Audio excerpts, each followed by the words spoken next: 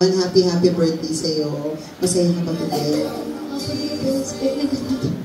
Talaga ba? Ano bang ina-expect mo today? Yung papunta mo sa resort?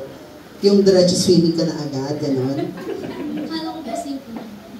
Simple lang, no? Talaga. Pero, di ba nag-18 ka? Pero gusto mo talaga itong mangyari sa stage ng life mo ang magkaroon ng ganitong pagkahanda. Kasi lalo 18 ka na. Ginusto mo din naman. Sino? Simple lang. Naulot lang yung tanong ko. No? Okay! So, to continue our program for this afternoon, so may I call over an opening prayer. Tawagin po natin si Ate Ana. Ate Ana, come on. So everyone, please keep silence. Let's bow down our heads and feel the presence of our Father and give honor and praise for this wonderful day, celebrating the birthday of Ansley. May you grant her heart's wishes and make our celebration safe and meaningful. May you give her good health, joy, and courage to achieve her dreams. We surrender unto her hand as we bring joy and happiness to one another. Bless our families abundantly, especially the organizers and sponsors of this event. We give back all the glory to you in Jesus' name. Amen. Una sa lahat, siyempre salamat kay Lord na gumawa siya ng paraan, no? So, para mapagsama-sama tayong lahat. Okay. Hello po. Si Kuya Byron, galing pa ng Batangas. Tama ko kay Byron? Okay. Si kapatid din namin. Kuya Ray, galing ng Laguna. Okay, buong araw ating sulitin, no? Dato ay para kay Ainsley. Okay, no? So hindi makumpleto yung pagtayo ko dito kung hindi ko babatiin si Ainsley. Okay. Konting kwento lang. Si Ainsley po ay unang-unang pamangkin namin. Okay, pamangkin namin. Kasi si Kuya Skip po ay panganay sa magkakapatid, no? So, lahat sabik na nung paglabas pa lang nito, pinagbubuntis pa lang kami ng mga kapatid ko. Sabik na talaga kami na makita, maalagaan, mabantayan. At literal, ako nag-alaga na ako sa kanya. Nagpapatulog, nagpapadede, okay, nagpapainit sa labas, gumigising ng maaga. At sa kanya ako, unang-una, totoo to, no? Unang-una natuto nagpalit ng diaper. Okay, sa unang pamangkin hanggang ngayon, amoy ko pa yung tayo, alam ko pa yung totoo, no? So, napakaiyakin na bata, sobrang kulit na bata, no? So, sabi ko nga, alam nyo ba, si mama nakikita ko na pag umiiyak to, hindi mo siya pwedeng ganyan lang. Hindi pwede, dapat puro, tas salo. Ganon katindi siya, ganon siya kaiyakin, no? So, anyway, so, ito na, so, happy birthday. Hindi ko naman masyado papahabae kasi marami pa mangyayari na kaabang-abang. No? So, happy birthday, alam mo na yung tama at mali, alam mo na yung hindi, sa pwede. Malaki ka na, ito na yung time. No? Sabi nga nila, 18 sa babae, sa lalaki 21. Kapag umabot na sa taon na yan, ito na yung, alam mo yun, yung maturity na tinatawag, no? So, darating na yung time na to, ito na yung time na magdidesisyon na sa buhay mo.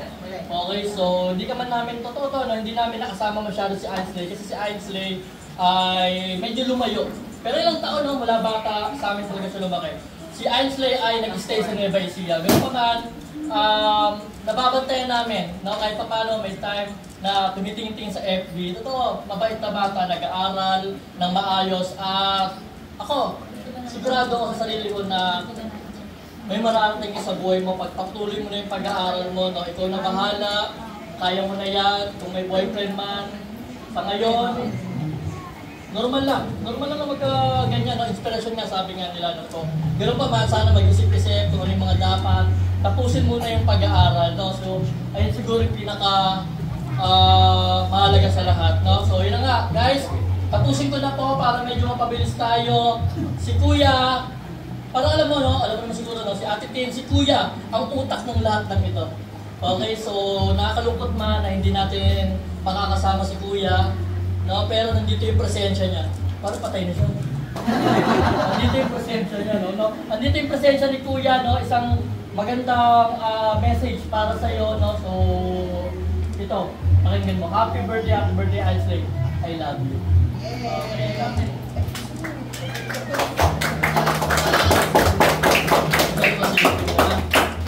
Panoorin mo ito, pakinggan.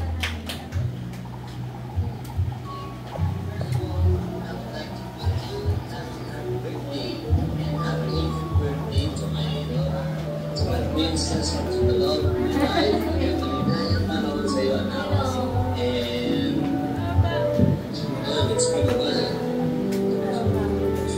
Sobrang tagal na rin mga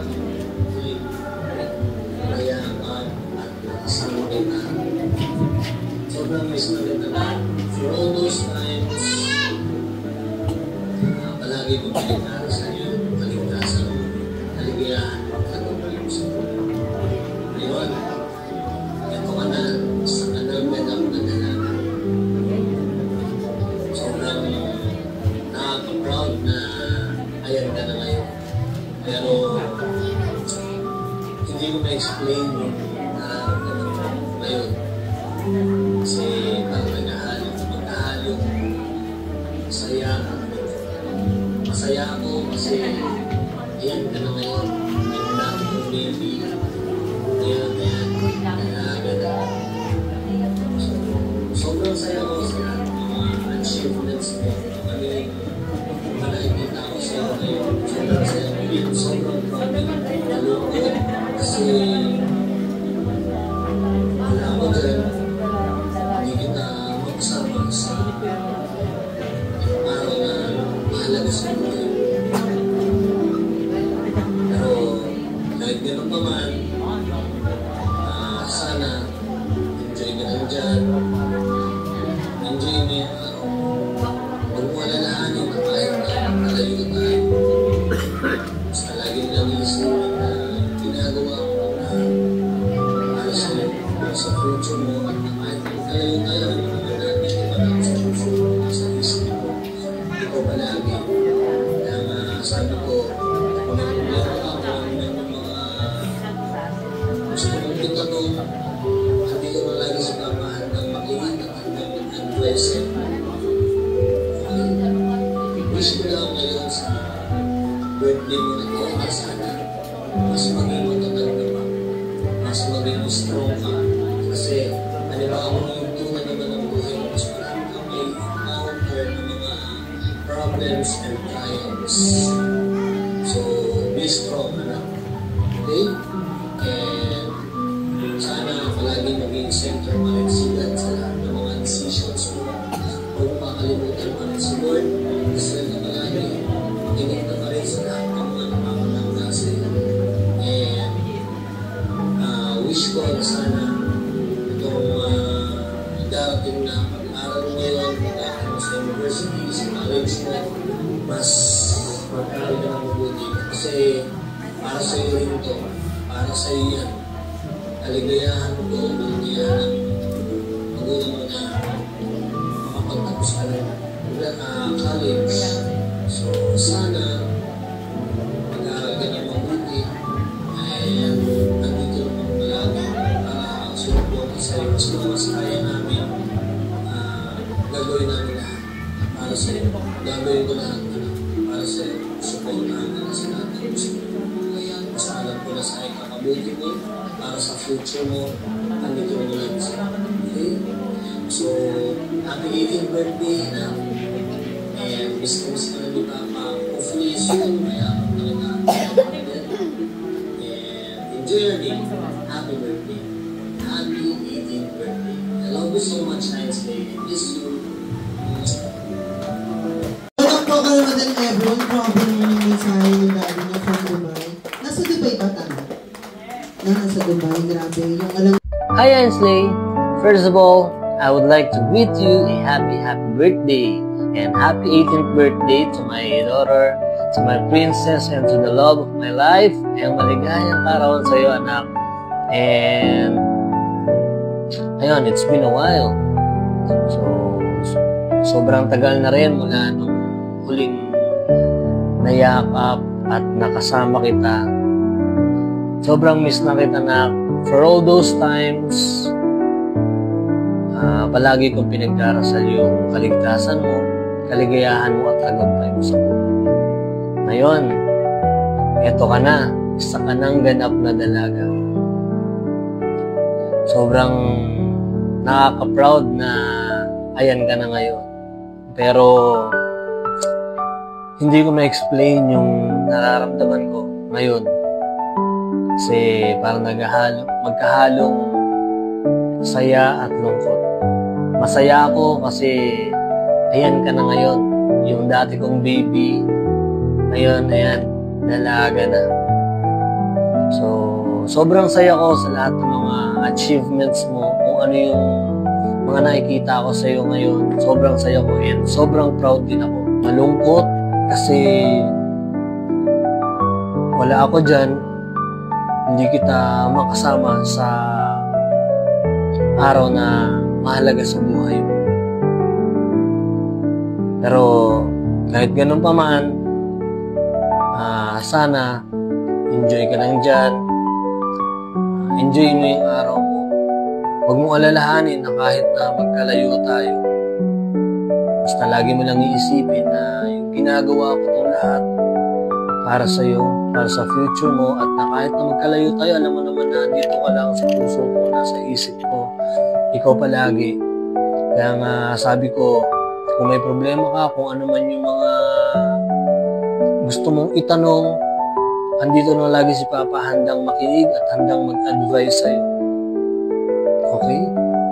Wish ko lang ngayon sa birthday mo na to na sana mas maging matatag ka pa, mas maging strong ka. Kasi panibagong yugto na naman ang buhay mo, mas marami kang may encounter na mga problems and trials. So, be strong, anak. Okay? And sana palaging maging center pa rin si God sa lahat ng mga decisions mo. Huwag mo kakalimutan pa rin si Lord. Magdasal ka palagi. Makinig ka pa rin sa lahat ng mga nakakatanda sa iyo. And wish ko na sana itong darating na pag-aaral mo ngayon, pag-aaral mo sa university, sa college mo, mas mag-aral ka ng mabuti. Kasi para sa iyo rin to. Para sa iyo yan.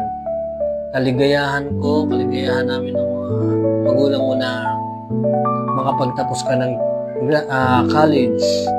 So, sana mag-aral ka ng mabuti and andito lang kami palagi para sumuporta sa iyo. As long as kaya namin, gagawin namin lahat para sa iyo. Gagawin ko lahat, anak, para sa iyo. Susuportahan kita sa lahat ng gusto mo. Basta alam ko na sa ikakabuti mo at para sa future mo, andito na lagi si Papa, okay? So, happy 18th birthday, anak. And miss na miss ka na ni Papa. Hopefully soon, mayakap na kita at mahalikan ulit. And enjoy your day. Happy birthday. Happy 18th birthday. I love you so much, Ainsley. I miss you.